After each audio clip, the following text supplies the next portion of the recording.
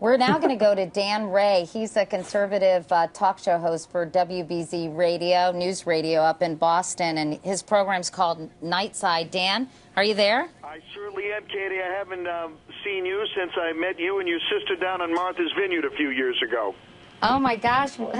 It's good to talk to you, Dan. And we're just curious. I know, by the way, we should mention you were interviewing Martha Coakley when she called Curt Schilling a Yankees fan. Before I ask you the reaction to the speech by your listeners, what did you think when you heard that? Well, as a Red Sox fan of long standing, of course, I was in a state of shock. Actually, the conversation evolved. I had asked her about President Obama coming to Boston on that Sunday to campaign for her, and I asked her if the election would be that close. Was that indication with the president coming to Boston? And she shot back, well, Scott Brown had Rudy Giuliani in today, and he's a Yankee fan. So just as the conversation I went along, and I said, well, Curt Schilling is with Scott Brown, too. And she says, another Yankee fan. And I looked in complete horror. I said, Curt Schilling, the Bloody Sox, the Red Sox? Yes.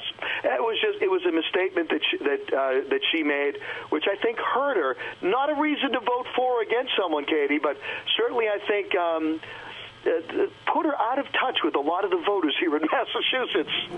Well, there were other things that I know she did, Dan, too, sort of saying, what am I supposed to do, stand outside of Fenway Park in the cold and shake hands when people suggested she should do more campaigning. I know she took a vacation, so I know there was a lot of criticism on several fronts about her campaign. But, hey, what are your listeners saying so far about the speech tonight? Kind of a split decision so far. Several callers. I just spoke with a caller, Larry, who is from Holbrook, Massachusetts. Happens to be African American, and he is a minister with a congregation. And Larry, as well as several others, same old, same old. They didn't hear what they wanted to hear. They didn't hear a new initiative, and they were looking for more details, more specifics. There were several callers who we've had tonight who were pleased with the speech. We had a caller from Ohio. As you know, WBZ gets into about 38 states anywhere east of the Mississippi River and on the web, so we get a lot of out of New England callers as well. And there was a caller from Ohio who was very supportive, James from Ohio. But so far, I would say it is kind of a 50-50 split.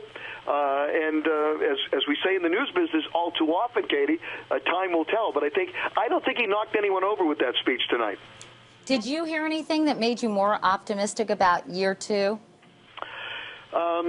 Honestly, no. I think we have some really deep economic problems that we're facing. And by the way, economic problems that we can trace back to the Bush administration. I like to suggest that George Bush put us in a hole and Barack Obama has continued to dig. And one of the things you have to do when you're in a hole is stop digging.